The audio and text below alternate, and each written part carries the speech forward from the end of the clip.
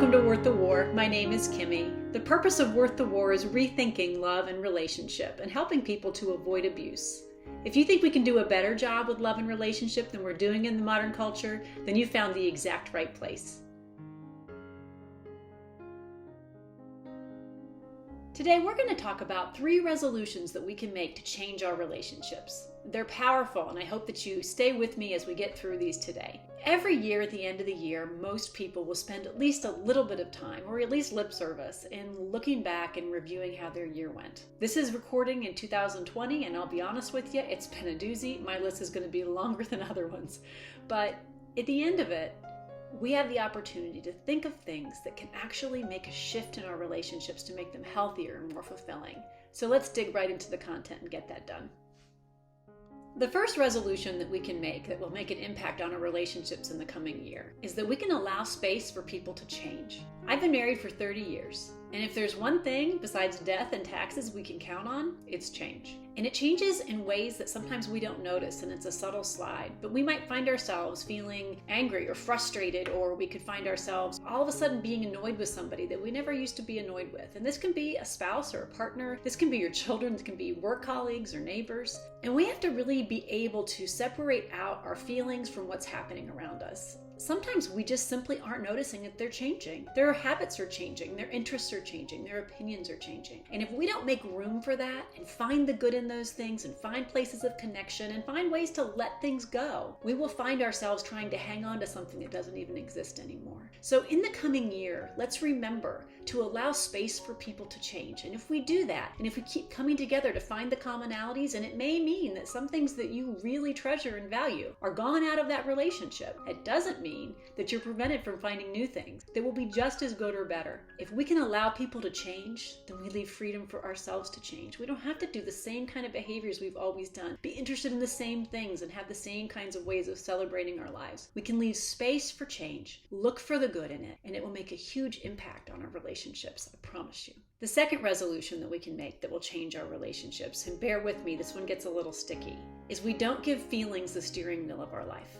Don't turn it off and run from that. I know that the prevailing wind in social media and a lot of writers is this idea of grabbing onto your feelings and making those be your center point. The problem with that, we have to be able to have feelings. We have to be able to allow them. There are no bad feelings. I'm not certainly advocating that we stuff them. But if we want to have healthy relationships, we don't want people looking at us and reacting to us by their feelings, by their gut instinct all the time.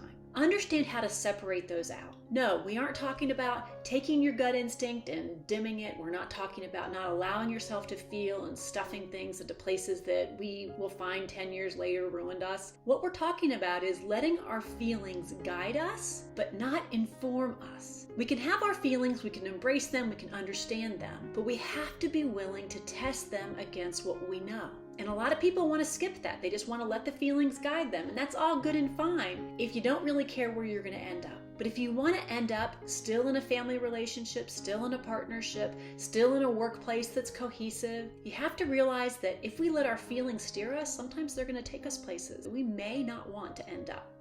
If you've watched my other videos, you know I'm huge into practical application. What good is lofty advice if we don't know how to apply it? So in this case of not letting our feelings be the steering wheel of our life, what I would say is that it follows right along the lines of something that I do within my worldview. In my worldview, I don't let the narrative in my head or the feelings that I have run my life. And I do that by testing it against the reality that I know, the truth that I know. So in this case, when it comes to relationships, whether something is pulling you to someone or repelling you, make sure you take those feelings and you put it up against what you do know, and you have to have time to let that unfold. Don't let your feelings guide you to a place that reality doesn't confirm. This really applies to every relationship that you have. It can be prospective relationships. It can guide you away from people that you should not be connecting yourself to. But it also applies to relationships that you're in and that maybe you're struggling at the moment, that maybe you're having feelings about frustration or annoyance that you really can't pinpoint. If you put those up against the reality of who this person is and the history that you have with them, often those things will diminish and dissolve. Whereas if you just leave them, follow them, you can actually end up poisoning a relationship that has a lot of potential, actually can end up being a really happy place for you, but you let yourself get taken someplace, you really didn't test it against the truth that you know.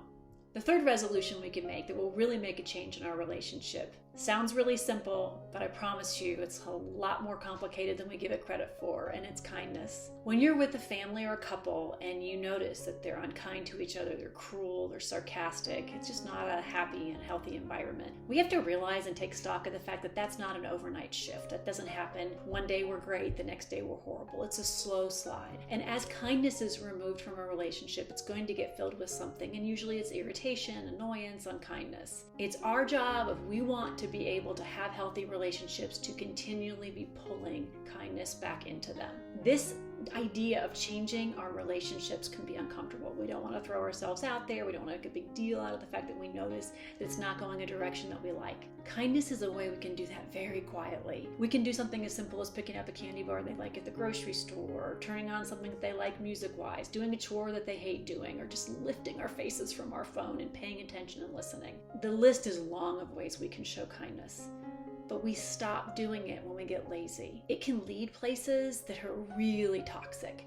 So if you find yourself in a relationship that you're not feeling healthy and connected in, start by exhibiting kindness. And I'm going to throw a big warning and a big flag out there to say, don't expect immediate reaction. Don't expect reciprocation right away. You may even have to get out there and pour out for a while before they even notice it. And if you're sensitive and you're thinking, I'm going to do this, but I better get something back, don't even try it. Because the timing of these things has to be long term. The other part of this is that one of the things that we want in our next year relationships is to be proud of who we are. If we are showing kindness in our relationships, even if it never moves the other person 1 inch, we're going to feel better about ourselves. And that's going to happen and make a change in how we feel about our lives. I believe that in our relationships, the biggest resolution we can make is what we choose to put into them. It's not going to be about what we're getting back out of it. If we can make that shift, if we can pour out, be kind, look toward our emotions as being healthy and testing them. If we can do these kinds of things in the coming year, we are sure to have a more peaceful year, even if it's only within ourselves.